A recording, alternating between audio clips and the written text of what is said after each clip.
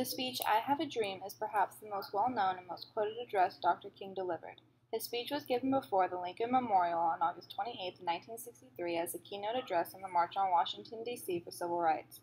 The March on Washington, D.C. was one of the largest political rallies for human rights in the United States history. The march was organized by a group of civil rights, labor, and religious organizations under the theme Jobs and Freedom.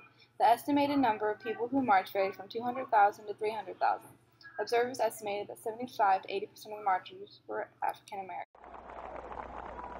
I am happy to join with you today in what will go down in history as the greatest demonstration for freedom in the history of our nation.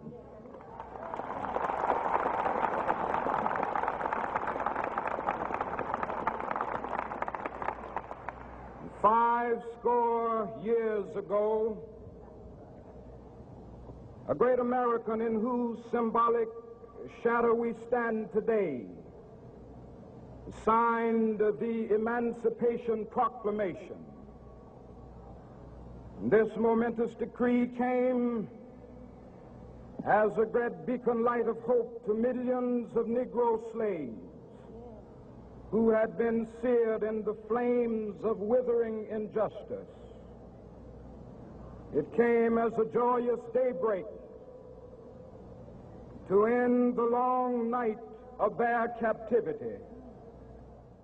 Dr. King uses a series of metaphors throughout his speech. In the beginning of his speech, he uses the metaphor Great Beacon of Hope as a way to say at the time when President Lincoln signed the Emancipation Proclamation, it was a sign of hope for African Americans that slavery would end. When he uses the metaphor flames of withering injustice, he means African Americans have been subject to cruel and very unfair rights as human beings for years as if they were burning in injustice. Let us not seek to satisfy our thirst for freedom by drinking from the cup of bitterness and hatred. Even though all African Americans wanted freedom, they should not revolt in violence. They should not satisfy their thirst for freedom by seeking physical violence. Time for freedom shall come. When we allow freedom ring, when we let it ring from every village and every hamlet, from every state and every city, we will be able to speed up that day when all of God's children, black men and white men, Jews and Gentiles, Protestants and Catholics, will be able to join hands and sing in the words of the old Negro spiritual, free at last, free at last. Thank God Almighty, we are free at last.